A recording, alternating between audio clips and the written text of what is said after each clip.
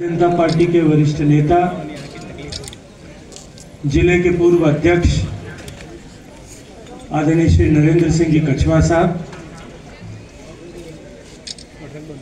Marwar education society के आदरणीय मोहम्मद अतीक साहब,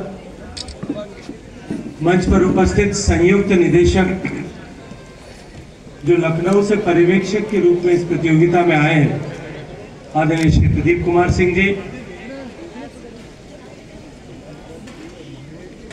संयुक्त निदेशक शिक्षा विभाग के आदरणीय श्री प्रेमचंद सांखला साहब, उप जिला कलेक्टर आदरणीय श्री जयनारायण जी मीना, मंच पर उपस्थित आदरणीय ब्रह्मानंद महर्षि जी, आदरणीय पुरुषोत्तम राजपुरोहित जी, आदरणीय श्री इंसाफ खान जी, आदरणीय श्री कृष्ण सिंह जी, सभी खेल प्रेमी, इस कार्यक्रम में उपस्थित सभी गणमान्य अतिथिगण और देश के विभिन्न कोनों से इस प्रतियोगिता में हिस्सा लेने के लिए आए हुए सभी मेरे खिलाड़ी भाइयों और बहनों, मुझे बहुत देर से यहाँ बैठे बैठे स्मरण हो रहा था कि मैं जब खुद स्टूडेंट था और खेलने जाता था तब क्या स्थिति होती थी, और मैं आदरणीय नरेंद्र सिंह जी से इस बात की चर्चा कर रहा था कि पिछले 30-35 साल में जब मैं विद्यार्थी था, आप लोगों के जैसे टूर्नामेंट खेलने पहली बार गया था, तब से लेकर के अब तक देश में कितना परिवर्तन हुआ। और पिछले 10 सालों में जिस तरह से देश के हालात और देश की परिस्थितियां बदली है, भारत ने जीवन के हर विधा में, हर क्षेत्र में प्रगति की है, लेकिन उसके साथ साथ में खेल के क्षेत्र में भी भारत ने पिछले 10 साल में अभूतपूर्व प्रदर्शन करते हुए सरकार के द्वारा दी गई सुविधाओं, सरकार के द्वारा क्रिएट किए गए इंफ्रास्ट्रक्चर और जिस तरह से सरकार ने खेल को गंभीरता के साथ में माननीय प्रधानमंत्री जी के नेतृत्व में लिया है, उसके बाद विश्व के खेल के परिदृश्य में भी भारत की भूमिका में बहुत बड़ा परिवर्तन हुआ है। आप सब लोग सौभाग्यशाली हैं कि एक ऐसे महत्वपूर्ण समय में जब भारत बदल रहा है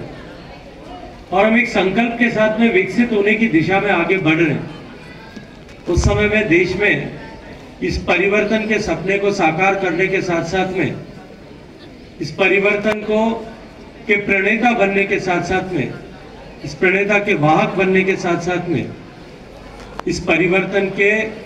अल्टीमेट फ्रूट्स को हार्वेस्ट करने का सौभाग्यपूर्ण अवसर भी आपकी जनरेशन के पास में। मोदी जी के प्रधानमंत्री बनने के बाद में जिस तरह से देश में खेलो इंडिया स्कीम शुरू की गई, खेलो इंडिया स्कीम्स के माध्यम से देश में टैलेंट हंट करते हुए बहुत कम उम्र के ऐसे विभिन्न खेलों में दक्षता प्रवीणता रखने वाले और उस दृष्टिकोण से आगे बढ़ सकने वाले खिलाड़ियों का चयन करके उसको बाद में टेलीस्कोपिकली उसको सबसाइड करते हुए जिस तरह से पिछले 10 साल में ट्रेनिंग्स प्रदान किए, उसका परिणाम आज खेल के परिदृश्य में दिखाई देता है। उसके अतिरिक्त भी टॉप स्कीम के माध्यम से जो प्रतिभावान खिलाड़ी हैं, आप ही में से कुछ लोग खिलाड़ी होंगे जो आने वाले समय में खेलो इंडिया के हिस्सा बनेंगे, और इसके बाद में जाकर के आप टॉप स्कीम के माध्यम से आप बेहतरीन विश्व स्तरीय कोचिंग और सुविधाएं, इंफ्रास्ट्रक्चर को प्राप्त करके देश का नाम पूरी दुनिया में रोशन कर सकेंगे। इन विभिन्न योजनाओं के चलते हुए आज विभिन्न खिलाड़ियों ने विश्व पटल पर भारत का नाम, हम सब का सम्मान जो है वो बुलंद किया है। टॉप स्कीम के चलते ही एथलेटिक्स की स्पर्धाओं में जिस तरह से भारत का नाम बढ़ा है, बॉक्सिंग के क्षेत्र में, कुश्ती के क्षेत्र में और उसके अतिरिक्त भी अन्य खेलों में जहां भारत आज विश्व पटल पर प्रमुख पायदान पर पोडियम फिनिश करता हुआ दिखाई देता है। निश्चित ही ऐसे सुनहरे पल में आप सब लोगों को ये शुरुआत करने का अवसर मिला है, और किसी भी खिलाड़ी की शुरुआत जो है वो स्कूल गेम्स के माध्यम से ही होती है। और मैं जिम्मेदारी के साथ में ये कह सकता हूँ कि जो स्कूल गेम्स में जो लोग एक्सेल करते हैं, बेस्ट परफॉर्म करते हैं, वही लोग आगे जा करके और विश्व स्तर पर अपना नाम जो है वो रोशन कर सकते हैं। मैं क्योंकि खिलाड़ी रहा हूँ और मैं जानता हूँ, मैंने वहाँ रह करके भी देखा है इस खेल को और यहाँ मंच पे बैठ करके भी देखा है। मैं जानता हूँ खिलाड़ियों के सामने जब टूर्नामेंट शुरू होने वाला होता है या मैच होने वाला होता है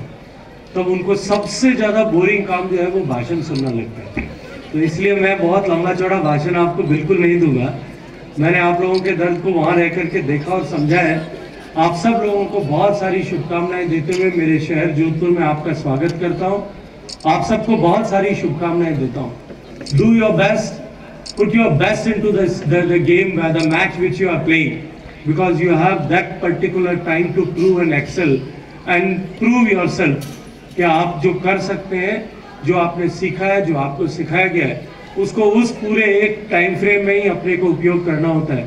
do your best and I would request all of you कि सब आप लोग जोधपुर की संस्कृति को भी साथ साथ में देखें। देश के विभिन्न कोनों से आए हुए लोग हैं। ये जोधपुर जो है अपनी सांस्कृतिक पहचान रखता है। ये जोधपुर के खान पान और भोजन की भी अपनी अपनी विशिष्ट पहचान है। प्रेमचंद जी और आपके लिए उचित व्यवस्था तो करेंगे, लेकिन साथ साथ में जाकर के जहाँ भी अवसर मिले जोधपुर का मिर्ची बड़ा एक बार जरूर खाइएगा, क्योंकि वो जोधपुर की पहचान भी है, जोधपुर की शान भी है। आप सबको बहुत सारी शुभकामनाएं देता हूँ। जय हिंद।